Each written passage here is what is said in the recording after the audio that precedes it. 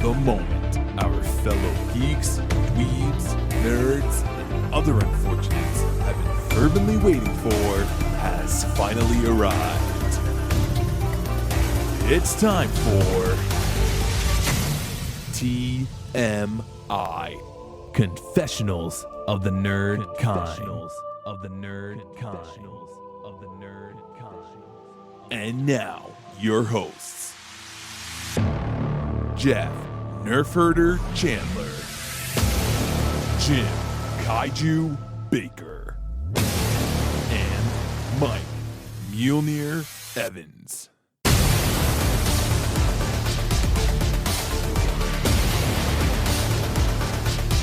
And now, let's get on with the show.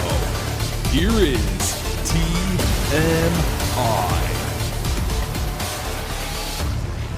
Season 2. Hey, season 2. Wow, we are on fire. You thought there was going to be a longer break than this between seasons. Well, it depends on how long. I mean, you could wait 6 months to listen to this, but we're just diving in. Does this podcast get vacation? I mean, what's going on here? Yeah, I have yet to get a paycheck, let alone a vacation. I'm still waiting for management to kick in.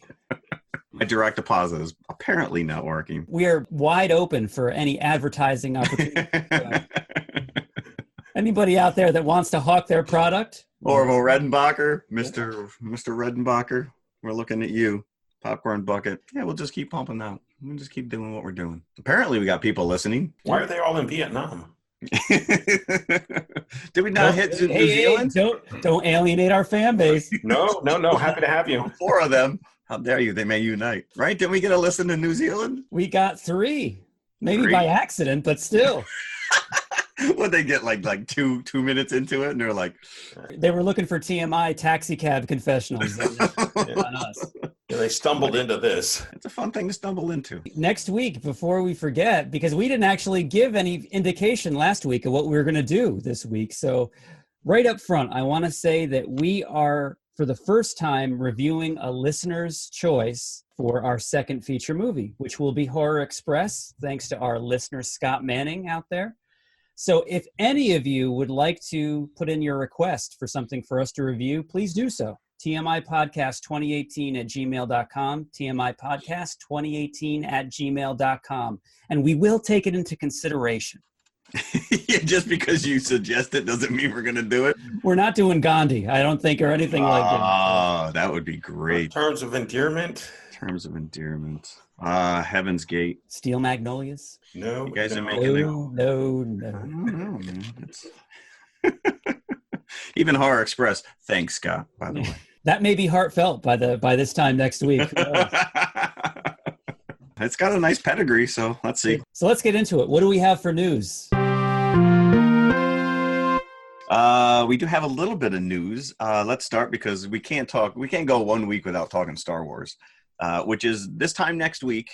We will probably officially have a title and maybe a teaser trailer for Episode 9. If anybody doesn't know, Star Wars Celebration Chicago starts up, I think, Wednesday. J.J. Abrams and the studio has booked time exclusively for a Q&A for the Episode 9. So my assumption is that's when you're going to get a title reveal. Now, after Episode 8, is anybody really clamoring for this information? Well, J.J. Abrams did the first one, and then Rian Johnson came in and screwed the pooch.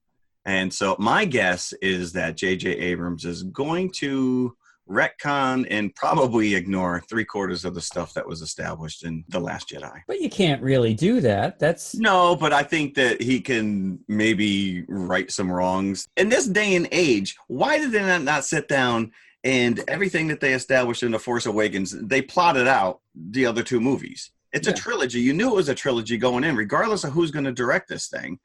Why leave it up to each person to just give their own interpretation, even like just broad strokes, so that we knew where these characters were going, from The Force Awakens to Last Jedi to whatever this one is called? And I know that we tried to go down this road when Jack was on, which was speculation on a title, and I don't think it went very far. Yeah, did we even muster a half-hearted, witty attempt at what the title would be, or did we? No, none of us did. No. We got sideswiped. We ended up down a rabbit hole. Well, in the other trilogies, we've had Jedi's been in the title twice. We've had the Empire, we've had the Sith. So I don't know where they're going with this one. My guess would be like Rey's Destiny or something, but we really haven't had a concrete name in the title. I have heard rumors that it's called Skywalkers, and I'm not really sure. And the big thing that I'm hearing that might be retconned is Kylo Ren's statement that Rey's family was nobody. That she, but even in that second one, you could take that for, yeah, it could have been we a didn't lie. know Darth Vader was telling Luke the truth when he told him he was his dad. So, I mean, it could go either way.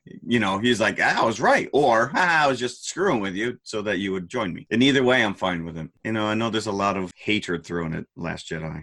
I don't necessarily hate it, but I'm on board. But I am looking forward. I am looking forward to see a ghostly Mark Hamill in 9. Badass. So I want to see a badass Luke. So there you go. So next week is my guess, we will have a title. You know what I like to see Luke Skywalker trying to learn how to interact with the living, like Patrick Swayze did in Ghost, where he pokes really Kylo Ren on the shoulder using all of his concentration. Maybe him and C-3PO can do a little pottery. All right, so we're off to Star Wars stuff. Now think about it, though. Luke and C-3PO are brothers. Yeah, see, really? It is. It's true. I want someone to retcon that. That, to me, is like, stop. So whenever 3PO is like, oh, thank the maker, it's like, oh, he's talking about Darth Vader. Absolutely stupid. Unnecessary. Unnecessary, yes. Why? Yeah, we went down this rabbit hole. All right, we're off. Star Wars, we're done. Anybody see the Joker trailer? Joaquin Phoenix? No. I've seen some still photos, but I have not watched the trailer. I should have given that to you as homework. I just watched it this morning because I have stayed away from it. It looks interesting. You see mentions of Gotham, and there's a point where someone on TV actually says something about, he's going on about a guy in a mask, so you assume he's talking about Batman. I don't know. It's got a really weird, like a Taxi Driver, Martin Scorsese, like old school 70s vibe to it. Todd Phillips is directing this thing. It looks interesting. I don't necessarily know I'd go out and watch it, but Joaquin Phoenix looks like he might have a cool take on it. Oh, Todd Phillips is a very interesting choice. He's not a conventional director by any means. No, and this doesn't look, like I said, it's got a lot of Scorsese, old school Scorsese DNA kind of mixed in what I'm seeing on the trailer. Gotham looks like old school 70s New York, so I don't know. But really, is not just the Joker, but we've seen it happen with Spider-Man. Maybe that's not a good example, but are we going to get fatigue from rebooting these characters every couple of years? It's not even like they wait that long anymore. Already fatigued. Yeah, because this doesn't tie into the regular DC universe. So when they get their act together, and obviously we're going to be talking Shazam later, so, they seem to be forging ahead with putting these characters back on screen to just throw someone else in the role. You're not going to see the last of Superman or Batman or the Joker. So now, but we know that they're doing, as we know, James Gunn is still attached to the Suicide Squad sequel. Yes. Are they going to bring Joker back for that? And is it I don't know. Jared I Leto. think Jared Leto was supposed to, he's now filming. We can talk about him a little bit because he just posted something on Instagram. He's playing Morbius, the living vampire. This is true, yeah. I didn't know that. So, yeah, and I guess they're into production. In a standalone movie. It is a standalone movie. Spider-Man? Without Spider-Man. I think they're going the Venom. They're going the Venom route. Well, that's the thing, which is I think it is Sony who owns this. So I think we actually talked about this, or we speculated a couple of weeks ago, which is, say what you will about Venom, but you now create this universe where you can have all these characters, and you can have I guess like a Sinister Six, like a darker Avengers where they're all bad guys. So by extension, these characters, these films exist in the MCU since Tom Holland's Spider-Man exists in the MCU. My guess would be yes. It just like when you watch the Netflix shows, they always made mention of other characters in the Marvel universe, but you never actually saw them or interacted with them. They just acknowledged that they're there. Jeff, did you hear the clocking in time for Avengers Endgame? Yes, I need a colostomy bag. What is it? 3 hours, 2 minutes, Mike? Now 3 hours and 58 seconds. Oh, they cut a minute? I want to know. They're saving that for the DVD. Yeah. The Blu-ray special edition, the director's cut. They were joking that they're running the credits faster. I mean, on average, these credits are like 7 minutes long as it is. Now that you sit through them, it just seems like they're getting longer and longer every single movie. Yeah. They can't be long enough. The movies, not the credits. Oh, the movie. I thought you were... I want more credits. Even like when I saw Solo, every person sat in that seat waiting for the end credits. And then the kid who came in to sweep up your popcorn said, "Sorry, folks, there's no end credits. Not a Marvel movie." And it's like, all right. Did he sound like that? The comic That's book guy exactly from what he the Simpsons? sounded like. Now get out of the theater. Get Not out my of the fault. That was the theater. only job you There's could get. no end credits. Yes, right. Worst audience ever. 3 hours. No intermission. I mean, we did it with Waterworld. We did it with Titanic. And, no, Waterworld maybe just felt 3 hours. So one more news item, and then we'll move on because we want to talk Shazam anyways. CinemaCon, which I've never heard of, but I guess this was a big event last week. This is where the Joker trailer dropped. We now have, do you know that we're officially getting a new Terminator movie? Yes. Yes. In November 1st. With Linda Hamilton and Linda Arnold. Hamilton and Schwarzenegger. It is being directed by Tim Miller, who seems to be everywhere now. This guy is just a pedigree. I mean, you do one Deadpool movie and suddenly you're like... So the name of the movie is actually called Terminator Dark Fate. James Cameron is executive producing it, and they are negating the last 3 Terminator movies. This is a direct sequel right to T2. So just like Halloween and all this other stuff, they're like, yeah, those last couple movies really sucked. So even T3, which starred Arnold, they're negating. I guess so, yeah. And he ponied up, like, what, $1 million? Because he wanted an action sequence they couldn't afford, so he actually paid for it so he could swing from that ball and chain on the end of the truck. From what I understand, the footage got phenomenal response. Linda Hamilton looks rocking. Arnold Schwarzenegger, he's 70-some years old. We'll go see it, right? I hope she does another one-arm pump on the shotgun in this one. Oh, she has to. She looked pretty impressive from the pictures I saw. So yeah, that's coming out in November. Nice. And that's it. That's my news. All right, so let's get into Shazam. We've been seeing this trailer for what seems like years. Yeah. Shazam! Shazam! Oh, golly! Does any of our listeners... Is that just random? Why were you waiting for a Jim Neighbors cameo? Because that was his catchphrase. Right. And Gomer Pyle. Shazam! See, wow, you didn't... I knew none of our listeners would get this. I was on board with the golly, but no. Golly! Yeah, Shazam was his other little catchphrase. All right, forget it. I'm out of the show, guys. I'm done. You're too obscure for even us, Jeff. Sorry. Yeah, I went deep on that one. But you're right, though. This is the one detriment. All right, where do we begin? Seeing this trailer for the last year and a half, various variations on the exact same scenes, to the point where when they show up in a movie, it's so watered down, like it's not even, because they're some of the funnier scenes in a movie, but because you've seen them ad nauseum, I think it kind of took something away from it. Yeah, but I felt the opposite. I felt like I knew what this movie was going to be all about, and then I saw. I agree with you. I was like, no, it wasn't like the trailers. Well, I'm just talking about the scenes in particular. Yeah, the scenes in particular, yes. Yeah. The jokes are so played that you don't think they're as funny as if you would have been seeing it for the first time. Right. But I think in just today's marketing world, you got to be hammered over the head. Not us, obviously, but the general moviegoer, But it worked, it actually worked against one of my friends is a diehard DC guy, Green Lantern, and we had advance tickets to go see this. He straight up said, absolutely not. I am not going to see that movie. Shazam was like one of my top 3 favorite characters, and they are making a mockery of it. He was completely and utterly turned off by the tone of the trailer, and I think if he saw the movie, he would have hated it. But if you bought in on what they were doing in the trailers, then you did get exactly what you were. I don't think it's possible to do a movie that's straight-faced with Shazam as your... Well, so I'm going to say straight up right now. I think he should remove whatever's jammed up his posterior. Well, the kid laughs when he tells him, he goes, say my name, so my powers might flow through you. How many times has somebody said that to you in a subway station? And he goes, what's your name? You go, Shazam, and he just laughs. Because it is kind of funny. It's a little throwaway gig. I like this movie a lot. I enjoyed it immensely. Oh, so did I. So did I. Yeah, I thought it was very cute. We're done with Shazam. Next topic. There we go.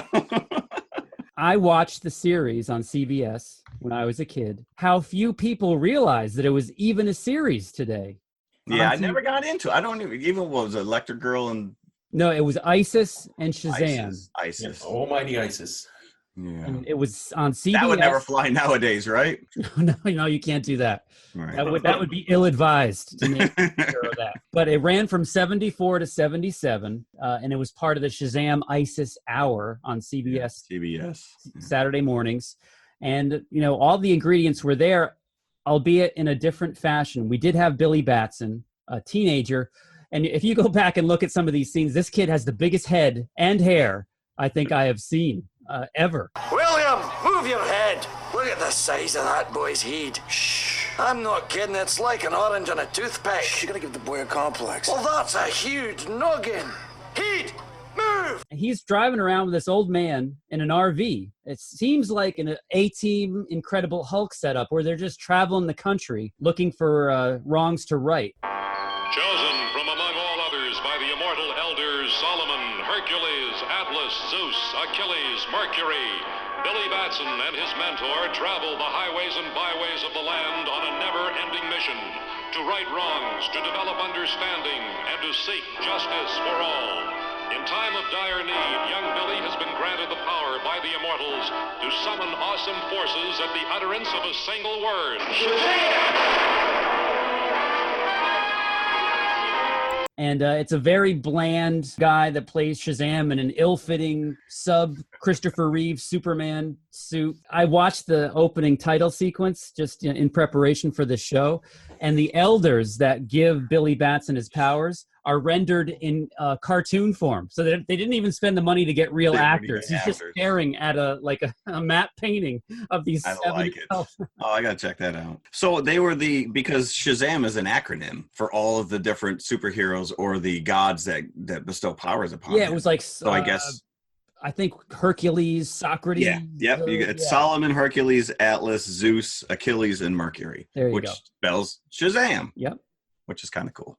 Who's got the exclamation point, though? Yeah, that would be Bob. He was an unsung god. It's kind of rooted in Saturday morning cartoons for me. So to have it as a tongue-in-cheek thing it's natural. I don't think I could have taken this seriously, even if they went the Dark Knight route with it. But how Dark Knight could you go? It's Big. It's a superhero version of Big. Yeah, it's a kid. It's Big meets Greatest American Hero. That's what it is. Yeah, exactly. Greatest American Hero is a perfect analogy. And it's like, what kid wouldn't abuse that power the minute he had it? He would do stupid kid stuff. What are your superpowers? Superpowers, dude? I don't even know how to pee in this thing. Okay, can you fly?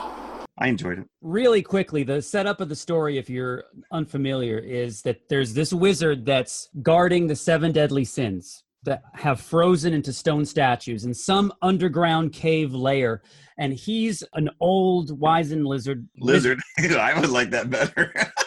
Played by Jaimin Hunsu. Oh, I like it. Say it again. We just looked that up, how to pronounce that before the show. Jaimin Hunsu. Fresh off of his turn in Captain Marvel, by the way. So 2 Captain Marvel's movies back to back. And he's appearing in both of them. Yeah. So he's the old wizard Shazam, and he's looking for somebody pure of spirit, an honest soul out there to transfer his powers to. And he's looking kid after kid. Does it explain why he's going to kids? Maybe they have the purest souls? I guess, yeah. I think that's like why kids can also see ghosts, because they're unfettered by adulthood. So he goes to this one kid who's later played by Mark Strong as an adult, Dr. Savannah? Silva? So as a kid in the 70s, he goes to this kid who's very downtrodden upon by his family as a ne'er-do-well and you'll amount to nothing kind of a kid. So whenever a kid enters the lair of Shazam and he's about to transfer the powers, he gives him a test, whether or not he's able to withstand the temptations of the 7 deadly sins. Savannah cannot, and so he's thrust out of the chamber and he's not given the powers of Shazam. Fast forward to today. Billy Batson as a foster kid, and he's entering the foster home, and the foster dad is Jerry from The Walking Dead. And he's got how many brothers and sisters? 5 brothers and sisters? There was a lot. Other foster kids? I thought he was the guy from Rogue One for like the longest time while I was watching this movie. Really? No. He wasn't. He's not. And Jerry must have gone to the Jason Momoa School of Acting. I was screwing in a bulb. So Billy is the one that's chosen. I think really out of desperation, because I think Shazam at by that that point time, he's like, I got nothing left. Yeah. The statues, Mark Strong as Dr. Savannah comes back. He figures out how to get back to the lair. He frees the 7 deadly sins. And at that point, the old wizard has nothing left to guard. So Billy is the first kid that goes into the lair after the sins have left. So he transfers his power into Billy, who becomes Shazam. And that's where the movie takes off, where Billy and his fellow foster kid, Freddie, what was his name? Freddie. They go about testing out Billy's powers in a number of scenes that are just fun. That's where you get the greatest American hero aspect of this, where Billy's trying to figure out what his abilities are, yeah. And then later on in the movie, he has a number of showdowns with Dr. Savannah. And by the way, we're going to spoil this. So if you're planning on going to see this, stop listening. Actually, it's pretty dark. There's scenes in this which are pretty upsetting for kids maybe 10 or under. The 7 deadly sins, first of all, are pretty fearsome creatures. And there's this one scene where Dr. Savannah, once he's ingested the 7 deadly sins and he has all their power, so he can control them at his command. They come out of him and then they wreak havoc and then they go back into him. His powers are drawn from the 7 deadly sins. So he visits his father, who's sitting on the board of a very powerful corporation. He goes into the board meeting. He unleashes the sins, which begin to slaughter the members of the board. One guy gets his head bitten off. His brother gets tossed through the window. So it's a pretty intense scene. I would equate it to the Doc Ock on the operating table scene. Oh, okay. Too. I was going to go when Ed 9 in RoboCop goes nuts and kills everybody in the boardroom. For me, it was personal. Coming out of a board meeting about a week ago, I was hoping that could have been reality. Would you have brought in, Mike, would you have brought in the 7 deadly sins? You know what? There was one point in time that I would have. Yeah. Corporate world. I will say those demons, they were horrible CG. Yeah. They were bad. I think it was intentional, though. You think so? They were meant to look cheesy? Yeah. In my mind, yes, because partway through the movie, I'm like, they must have meant to do this. I don't know. Maybe all the budget went to Zachary Levi's workout regimen. So here's where the big spoiler happens. That this was already spoiled for me, the end of the movie, because the toy line that comes out, right? You should not look at trailers and you should not look at toys if you don't want to be spoiled. So I'm staying away now. I've learned my lesson. I'm not going to look at any Avengers Endgame toy lines or anything like that because I don't want to know any new characters or anything. Right, yep. So, of course you guys know that I'm a big pop fanatic, a Funko Pop fanatic. About 2 months ago, the Shazam line of Funko Pops was revealed, and I think they're being released this month in conjunction with the premiere of the movie. But a couple of months ago, I got an email like, these Funko Pops are on the horizon. And it showed every member of Shazam's family as the Shazam character. But I'm not familiar. I wasn't familiar at all with this part of the DC universe. I mean, I know who Shazam was. I never watched the show as a kid in the 70s. So that was a big surprise for me. I didn't see it coming. But I guess if you're familiar with the new 52, which was DC's version of revamping. I do remember that there's a pretty extensive family of Shazam, Ms. Marvel, and a bunch of other characters, Shazam Jr., I don't know. But I didn't see it coming. So I thought it was a nice little surprise. So it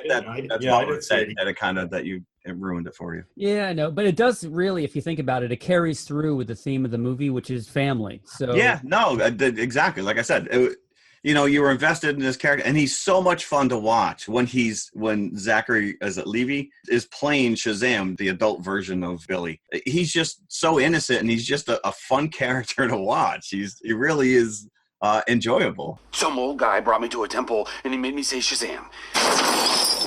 Verbally triggered body manipulation properties? You can switch by saying Shazam. And it's funny. There's a lot of funny stuff going on. Now, Jeff, you said your only swipe at the movie was the subpar CGI of the 7 deadly sins. Yeah, you want to get into the end credit? I would say I'll give you my swipe at the movie. I enjoyed it too, but whenever Zachary Levi was on screen as Shazam, there was a disconnect between the way that he acted and the way that the kid Billy Batson acted. Yeah, they were kind of two different. Yeah, the kid was more mature, I think, than Zachary Levi. But was he giddy on power? Like he really did have like this exuberance about him. And we mentioned Big. I mean, and that seems like it's a huge influence because you look at like Tom Hanks. There was even a scene when they had the toy store and there's literally a giant piano. that he runs across. And I'm like, all right, how more on the nose can you get? But yeah, you're right. There is a little bit of a but it only almost seems like to me that he was playing Freddy's character as Shazam and not Billy's character as Shazam. I thought Mark Strong he's a great actor, and we've seen him now. Kick-Ass, obviously he's in Kingsman. He was in Green Lantern, so he's got this kind of pedigree now with this action comic genre. But I thought his motivations were kind of lame. It didn't really do anything for me as a bad guy. Yeah, and he was completely humorless, which he's great at, and right. Yeah, well, that's what he's playing himself. He's so menacing. He might be the But he was, and that was a little bit off center with the whole theme of this movie as well. The feeling of this movie, whenever he was on screen, it was like this scary guy, and things get serious, and then when he's off screen, then it's a comedy again. But you know what I loved is the scene where they're blocks away, they're floating in the air. Oh, I was just going to bring that up. Yeah, and he's giving the big villain speech, and Billy can't hear what he's saying. And they cut back to Shazam, and he's like, "What? Are you talking to me?" Only I have the power to unleash. Wait, what? You will beg for mercy. Are you making some like big evil guy speech right now or something? You're like a mile away from me. All I see is mouth moving as I feast on your heart. Oh, whatever, screw it. So yeah, fun movie. I really liked it. The kids in the theater, again, you can tell that they're into it when there's silence in the movie theater. Nobody's fidgety. Nobody's saying, "Mom, I want popcorn. I want something else to drink. I have to go to the bathroom." Nope, none of that. He's in the DC universe. They make references to Batman, even to the point where when he's in the toy store, he takes like one of those oversized Batman toys and he throws it at the guy and he's like, "Get him, Batman!" And there's a running joke when somebody videotapes him and it goes viral, which is a very kick-ass kind of a throwback there, because that's how Kick-Ass ended up getting, and people were coming up with different names for him, and they kept like they never called him Shazam. They never called him Shazam at all, except for the fact when he had to say the name in order to transform, which I guess would get really lame after a while. But there was at one point calls him Mr. Sparkle Fingers, and he's like, "That's not my name. Don't call me that." Like the kid just keeps coming up with new names. At one point on one of the YouTube videos, they referred to him as Zapton America, which I thought was really funny. There's in end credits. There's a nice little Aquaman throwaway gag. Yes, there is, where he tries to talk to the fish. Now let's talk about Shazam's name. Now I'm calling him Shazam, but as you said, that's not his name, and I don't think it ever was his name. Well, it is now. It is now. It is now part of the new DC, the new 52, because his original name was Captain Marvel. Yes, let's talk about that. Now, Captain Marvel was originally not a DC character. Fawcett Comics. Yeah, Fawcett. And he used to live in Fawcett City. At one point, it was Fawcett City. Now that this storyline, it takes place in Philadelphia. So the character was originated in 1939, not long after Superman was. Right. And as a matter of fact, that's why the character went over to DC, is because there was a lawsuit over the character being too similar to Superman. So DC sued Fawcett and eventually got the rights to the character. So then it became a member of the DC fold in the early 70s. So that's how he came to be as a DC entity. And his name, like you said, it was Captain Marvel, and then Marvel came in and somehow took the name from them, even though they had it. DC had it long before Marvel did. I don't know how that worked. I think it was all wrapped up with Marvel having the name Marvel. So they may have had something to do with it as well. Yeah, regardless. So they did use the name Shazam, and now I think in a revamp of the new 52, that officially his official name is Shazam. So, and Jeff, as you said, we have the Aquaman joke. So this really is steeped in the DC universe. So everything that you've seen in the recent DC movies, this Shazam movie is a part of. And we get a Superman cameo at the very end. Do we? We do. Maybe he hired some guy out to dress as Superman and show up at Well, we'll never know because you never see his face. But I read somewhere that they asked Henry Cavill, and he was going to do it, but he had a scheduling conflict and he couldn't do it. Yeah, he couldn't get out of the Mission Impossible. So in this day and age where you can CG someone's head on or take existing footage and just have him planted there, no. And it actually made it much funnier, which is there was a little bit of not a joke, but Freddy, he's constantly getting beat up, and so he's telling everyone that he's friends with this Shazam superhero, and he's going to come to lunch with me in school. And of course it never happens, and at the end credits, he finally does come back, and I brought a friend. And it's just Superman, but you only see him from like the neck down. You don't ever see his face. And you just immediately takes you out of the movie. Like they couldn't afford him? Like, Yeah. what? So, But also, if they had Henry Cavill, we've read all these reports that he's hung up he's the not cape. playing. Yeah, so it probably wouldn't have played anyways. You're right. Yeah. Because you never would have seen him again. It's like, hey, what happened to Superman? Then that would have outshone anything else, because then you'd get all this stuff. Well, what's going on with him now? Is he Superman or is he not Superman? So yeah. Yeah, you're right. I will say Santa. There's a at the end a big fight sequence in the amusement park, but there's a guy dressed as Santa and he's like losing his freaking mind. And at the end of it all, the lady, the news broadcaster, and he just commandeers the microphone and he starts screaming at the camera and dropping F-bombs. Yeah, it is the funniest thing. I equate it to like at the end of Teen Titans where Robin just jumps in camera and he's like, hey kids, ask your parents where babies come from. And that was like Santa stole the whole movie. And it's the same guy. You see this Santa throughout the movie. First he's in the mall where the first battle goes down, and then he's at the amusement park at the end. The same guy in the Santa suit. I hope he watched that. Now, talking about the amusement park, you guys realize that I cannot go an episode without mentioning 1941? Yes.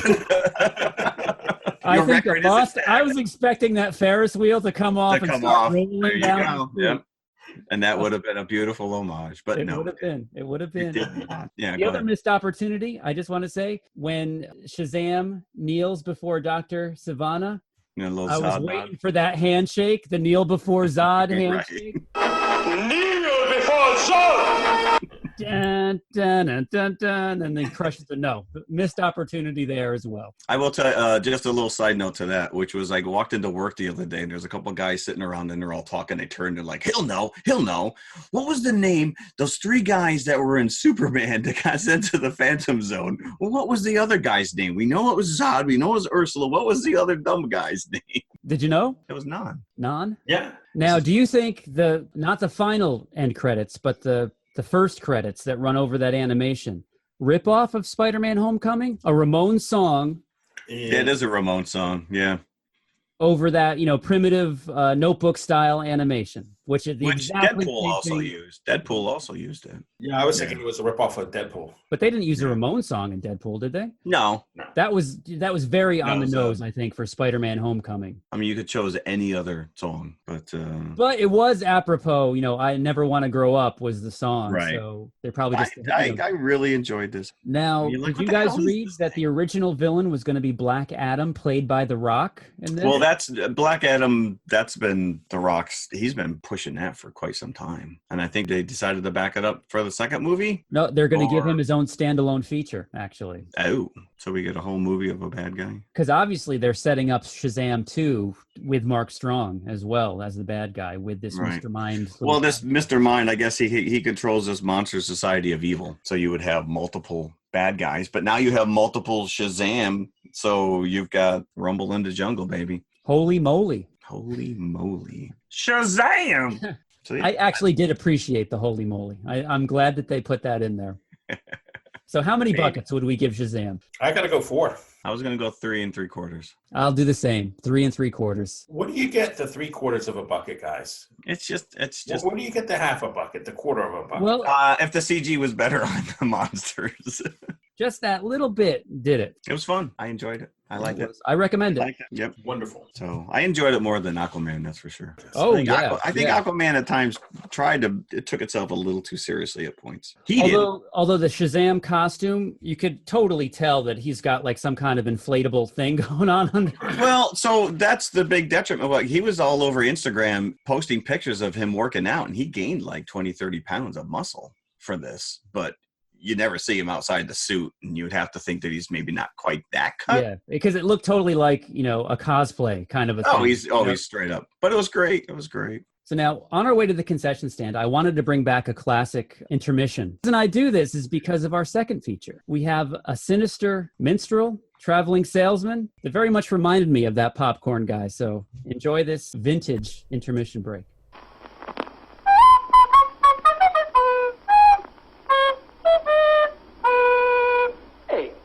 Somebody's crazy. Papa goes the weasel. Everybody knows the weasel blows, but popcorn, she pops real good. I eat popcorn. Everybody eats popcorn. She tastes real nice. Get yourself some now at our refreshment stand. I enjoyed it. I'm very much interested to see if either of you guys, by watching this version of Jack the Beanstalk, if it triggered anything in your memories from seeing this yourselves back in the early 80s. I have never seen this before. You've never seen this before? No, ever. It didn't spark a single... What it triggered in me was, I think I've seen this before. But no concrete memory of seeing it before? No. Was this something you watch on HBO? Constantly, yes. Really? And, probably... From 1980 to 82, 83, they showed it at least 2 or 3 times a year. And if you remember back in those days, and I think it's the same way, HBO would show a movie for probably about a month's period, and it would show up maybe twice a week, once a week for that month, and then it would go away, and then 6 months later, it would make the rounds again. And that was kind of the schedule on HBO. You just had to keep on top of it to know when your favorite movies were coming up. As a kid back then, you didn't have much more than your Atari, your ColecoVision. You didn't have computer games or, streaming. Streaming was. You didn't have nothing. You just relied on what was on TV. And if you had HBO, you were lucky. And thankfully, I did have HBO. And lucky. And you were kind of just subjected to whatever they chose to play. And they were desperate for content, I think. So all these obscure movies would show up that they got their hands on one way or the other. And this happened to be one of them.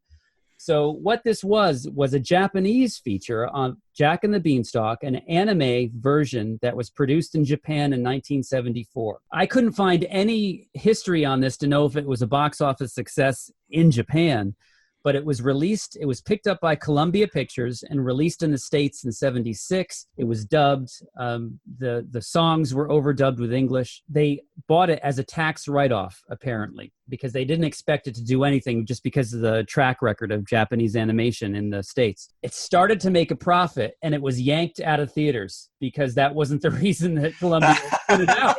Whoa. So like it was only out in theaters for maybe a week or two, from what I understand. Then it just fell into obscurity for 4 years, and then it showed up on HBO. It's like springtime for Hitler. We have a hit on our hands. We must do something. So the version I remember had the Columbia logo up front. The movie was unchanged from what you can see now. But a very bizarre. It's very hard to describe. It's almost like a weird animal. It is a weird mix. Yeah, it's its own thing. Yeah. And I actually put in my notes, I said, there is no way Mike is watching this. So I'm impressed, Mike. I'm surprised after the first 7 minutes that you still hung in there. Look, Crosby the dog had me. Yeah. Oh, Crosby. When you launched into song, you almost lost me.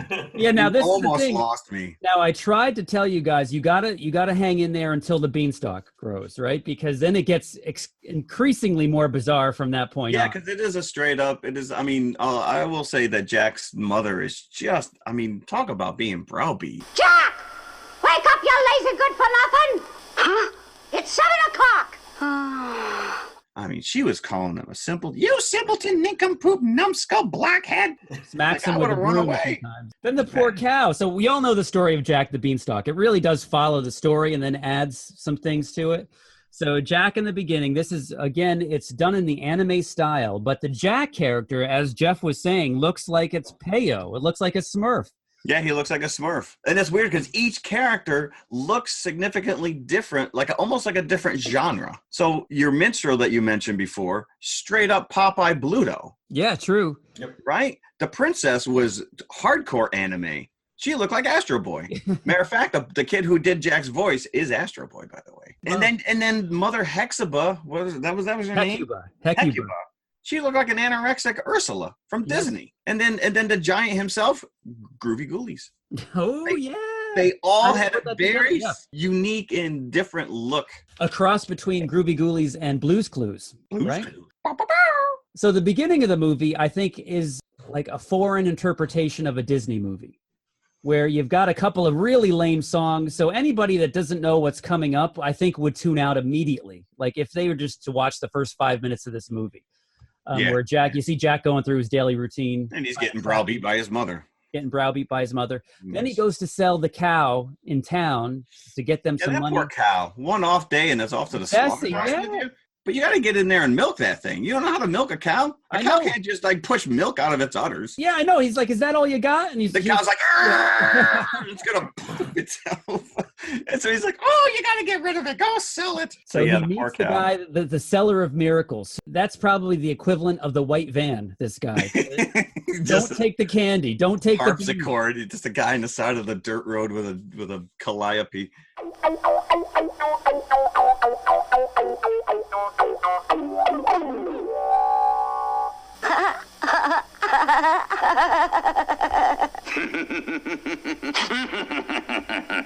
He trades the cow for the beans. I shudder to think of what happens to that cow after Jack goes over the Jack just like, he's like, that's it. And he just runs away. And the cow's like, thanks for nothing. But this doesn't make any sense because they are magical beans. Why would he trade magical beans for a stupid dried up bovine? Well, you're a bright boy, and that guess isn't very wide of the mark. Know what I really am? I'm a seller of miracles. They really are. They are magical beans. It's not unless like he's on retainer by the witch, and she's just trying to get humans up there so she can eat them. Ooh, right? That's a good theory. A long way to go. Just build a ladder. I don't know. So Jack goes home. He gets beaten by his mother for trading the cow for the beans. Throws him out the window, and then that's where the story starts. Middle of the night, the beans take hold and grows the beanstalk. Well, just that song that they played during as the beanstalk is shooting up. You're like, what the is going on here? And so, Jack's like, screw it. Come on, let's go climb this thing. Yep. That's and not as they're climbing, we're going, by the way. As they're climbing, that's where the 70s porno music kicks in. I don't know if you noticed that. Well, the first thing you see is that little mouse in a dress, and she flops over, and you see right up that dress. So there's some anime porn going on here. And then Jack makes it up to the top, and that's where we see Princess Margaret. And as you said, I'm watching a straight anime now. Yeah. Like that's the only character that's like that. Yeah, and she's like an acorn head. She's got a weird haircut going on there, and she's like, at first you're like, what is up with this chick? Even Jack is like, something wrong with you. Yeah, and then you realize that she's under the spell of the witch. As soon as Jack gets to the top of the beanstalk and he's in that realm where her castle is, from that point on, you just hear all this weird background, echoey, creepy kind of sound effect going on in the background. So it gets very tense at that point.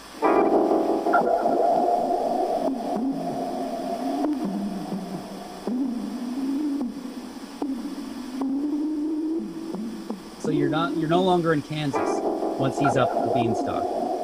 Then you get introduced to the witch, who is Hecuba. So you learn a little bit later, the witch and the giant, the witch is the giant's mother. They have taken over this castle. They've killed. His name was Prince Tulip. Yes.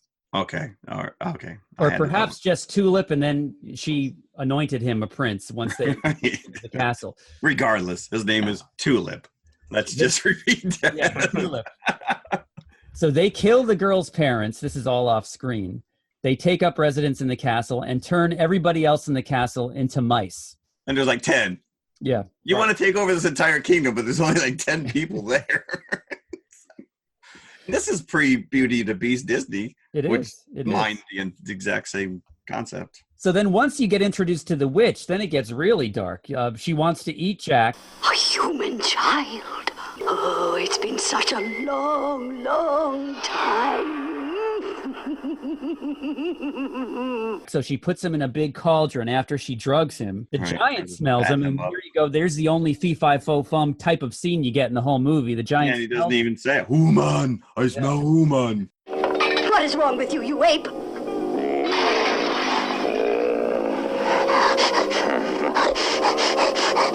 I smell a human. And from that point on, it's just kind of a chase movie that Jack is trying to avoid the clutches of the witch and the giant. He finds the treasure room. There's the talking harp there, and the goose that lays the golden eggs is there as well. And in a turnaround kind of, he steals some gold and he goes back down. Leaves the princess to be married to this Prince Tulip. He doesn't care. He just takes the gold and goes back down, gives it to his mother. And then that's when we have Crosby the dog, who breaks into song. Who's very Scooby-Doo-ish. Yeah. And there's some animated sequences where you're just like, what is going on? He's like slinking around. Is it supposed to be funny? Was it not supposed to be funny? I guess as a kid, you thought he was a funny character. Yeah. I think it was maybe just to kind of allay some of that weird stuff that you were seeing as well. Well, he was the weird stuff. But Jack then has a change of heart. He feels guilty that he left the princess. He climbs back up the beanstalk and he saves the day. But during that, the giant, who's very much browbeaten by his own mother. Yeah, I don't know who was worse. Hecuba, the witch. She seemed nicer than the mom. There's that one great scene at the end where Jack and Princess Margaret are facing the witch and they're on like this, what looks like a giant chessboard. And then the porn music comes back in again. And then the giant takes it upon himself. Instead of stomping on them, he stomps on his own mother. And then the reveal is that she's just a clockwork. She's not even, a living being. Yeah, that was weird.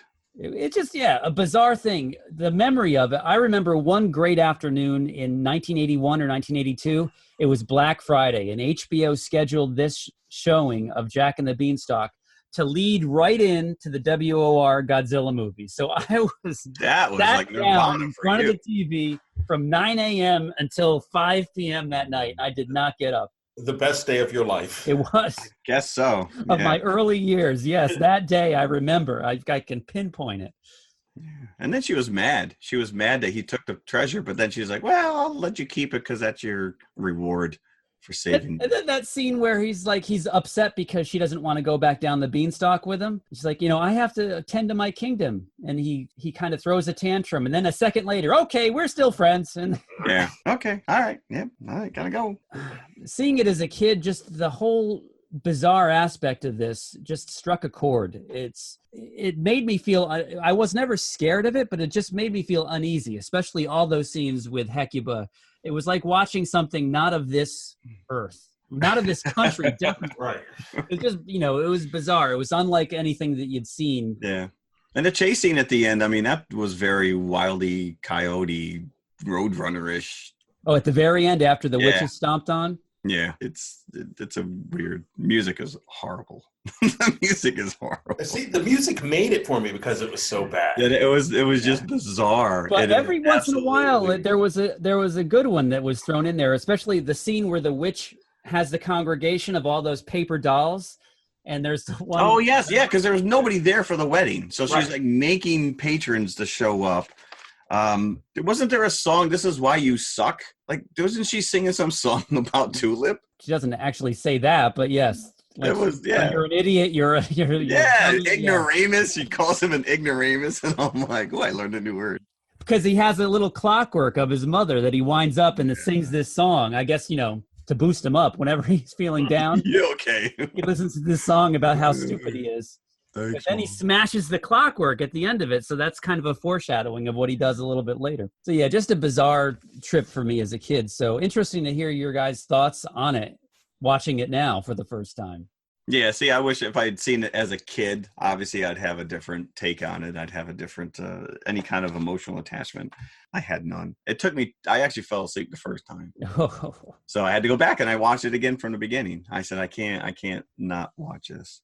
Now, do you feel that there was a marked shift of tone once he gets up the beanstalk? Oh, absolutely. Yeah. Oh, absolutely. But yeah, he's obnoxious. It's hard to watch. And I don't know. Would it be different if I didn't listen to the dubbed version and you just watch the Japanese with subtitles? Sometimes it takes on a different tone. Yeah, you see, now I have the DVD of this. So of course you do. It's got the Japanese track and it's got the English track. Yeah, but I've never watched the Japanese track because it's just the English track. Now, see, you should have told me that before I spent 3 hours looking on Google Images to try and find the cover. And let me point out that the DVD is now out of print, so you can only get it. I think the lowest I've seen it is $20 on eBay. Money not well spent. Yeah. So, Mike, you said that you think that you've seen this before? I have, yes. Okay. I liked it. I enjoyed it for what it was. I thought, we're watching this. And then I was drawn into it for some reason. Yeah. Now, what did you think of the animation? Did you think it was... You know what I was thinking about was the animation that they did for, what was it, Lord of the Rings? The Bashki version? Yeah, kind of, that was really very poorly done, but still you had to watch the train wreck. Right. Like Jeff says, each character is its own distinct animated flavor as Which well. is weird. It's really like once you realize that, you're like, this makes no sense. Mm-hmm. Like it really just adds to the nonsensicalness of the whole thing. I just wish that they did have a soundtrack available, but they do not, unfortunately. The one song that the princess sings, "No One's Luckier Than I," that she's floating on the cloud. Oh, the cloud. That's the theme throughout the movie. If they recur that musical theme throughout the thing, so that's an earworm. If you've seen this movie more than once, that's the one that sticks in your head, good or bad. The dog singing stuck out to me. When the dog started singing, I said, "Oh, stop it! You got to stop this!" And then Jack immediately comes on and he goes, "You can talk? You can talk?" So, which you'd wish and he every never Disney, says a word. The dog never. You'd wish that every Disney character, human character, would say to the talking exactly. animals in those. Yeah. Well, that was a running joke on Family Guy for years, which was, wait, do we understand the baby? Do you understand the dog? Like it was. So for myself, I would, because of the personal connection, my buckets are probably going to be higher than yours. Still, I don't fool myself into thinking that this is any great movie. No, but that's not what this is about. I'm not going to give it as many buckets as Shazam. I'm going to go a solid 3 buckets for me. Wow. See, I gave it 2.5, so I'm not too far behind you. I'd go have 3. no emotional attachment. Where'd you go, Mike? 3. Nice. Yeah, All right. All right. All right. So this it was wasn't a 90 total minutes waste. well spent. And just to let everybody know, we did find this on YouTube. Yeah. It's on there. Just look up Jack and the Beanstalk 1974. And yeah, I looked. I think it's Atlas International Herald was one of the studios or whatever. Yeah, they took that transfer right from the DVD I have. Exactly. Oh, gotcha. Yeah, Okay. so that's what it is. So there you go. Okay, so that There you go. wraps up our 3 movies that you love that nobody else has ever heard of. So now we can move on. We can go on with our lives. Yeah. So our confessional this week Confessionals. ties in with our first feature, Shazam. Now we did bring up Big. Yeah. Shazam is obviously one of the many body swap stories. It's its own genre. If you think about it, you've got Vice. And there's a fair amount. I couldn't Big, believe how you've many got movies Freaky showed up. Friday. There's movies that showed up that I didn't even know they were body swap movies. Yeah. 13 going on 30. Wait, isn't it? Well, and there's a new one too coming out where the girl. There is, there is. I don't know what the name. She becomes. As a matter of fact, I just saw the trailer the other day, but I'll be danged if I can remember what it is. But yeah, the girl becomes a young little kid. So the question is, what's your favorite body swap story? Now I say story and not movie because a lot of TV shows have used this as well. Right. Oh, I see where you're going. Wow. I see didn't where you're think going. in that direction. No, I did not. I went straight to the movies. So go ahead, Mike. Well, the obvious one was Big. And then I thought, well, that's so obvious that I'll go with the 1959 version of Shaggy Dog. Oh, yes. Fred McMurray. Fred McMurray. Fred McMurray, which is that almost wasn't hard to even, come by. that wasn't even on my radar for this. That's good. And then, do you remember the sequel's name? Shaggy DA? Yes. Yes. Oh! The Shaggy DA, yes. Yeah, and whenever the Shaggy Dog shows up on TV, it's always the newer Tim Allen version. Yeah. You never find that Fred McMurray version anymore. I've never seen the Tim Allen version. No, neither have I. I don't think I've seen probably more than 10 minutes of it. And is that the 10 minutes with the tongue rolling out of his mouth? That's the only scene that I know of from the trailer, where his the dog tongue rolls out of his mouth. I don't even remember that. I mean, there are so many bad body switching movies. Yeah. Well, you mentioned Freaky Friday, which is... Yeah, but again, talking about the early 80s and just being dependent on what was shown on cable and on TV, I've seen the Shaggy Dog many, many times. Yeah.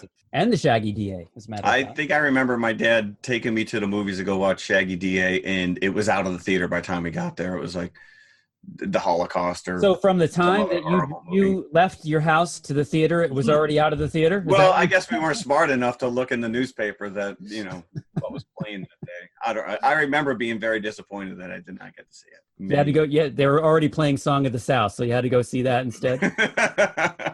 I did see that in the drive-in. Yeah, I did. I saw it in the theater as well. So did I. So there you go. So do you want me to give mine? Should I go next? Yeah, go ahead. Go ahead. All right. I went TV show. I'm going to give my favorite all-time episode of The X-Files, Dreamland. Mulder trades bodies with Michael McKean. The X-Files, this is season 6, probably episode 4 or 5. It was a 2-parter.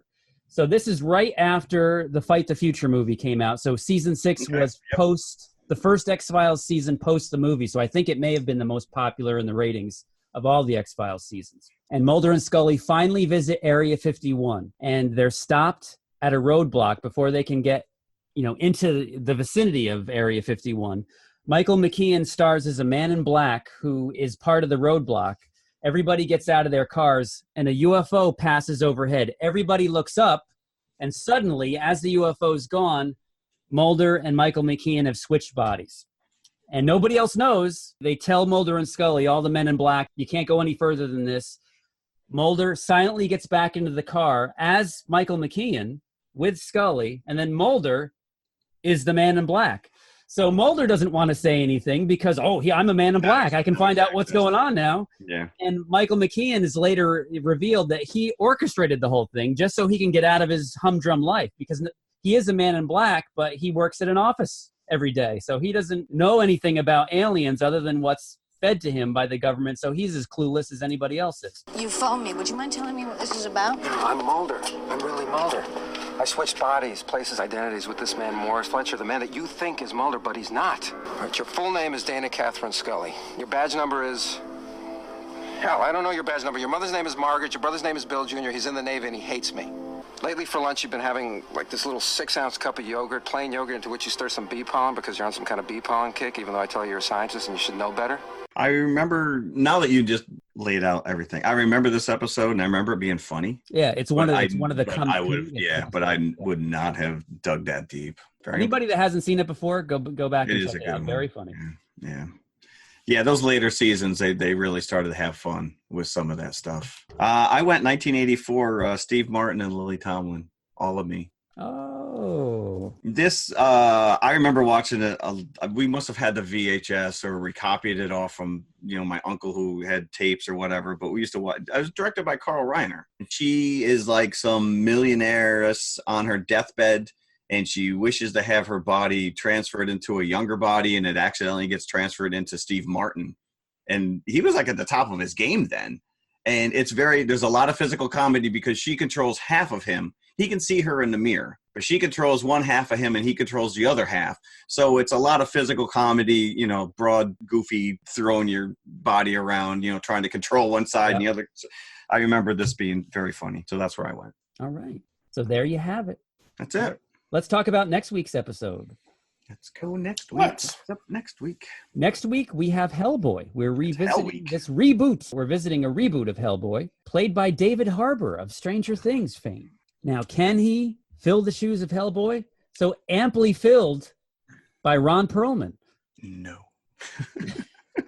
Your guess is no, Jeff? I have some reservations, but I'm in. So I do like the original Hellboy a lot. So do I.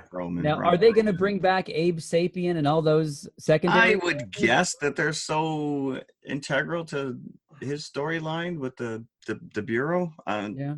I would like to think so, but I guess we'll find out. And again, as we mentioned up top, we figured that this was as good a time as any to grant one of our listeners their request for us to review a movie. We're going to do Horror Express, 1972, Peter Cushing, Christopher Lee, Telly Savalas.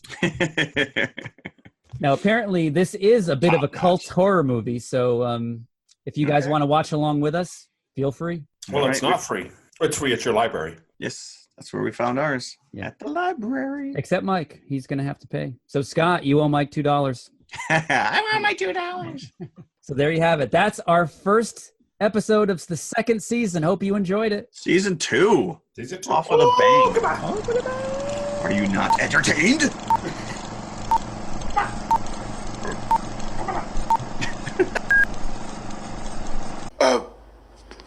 I was screwing in a bulb.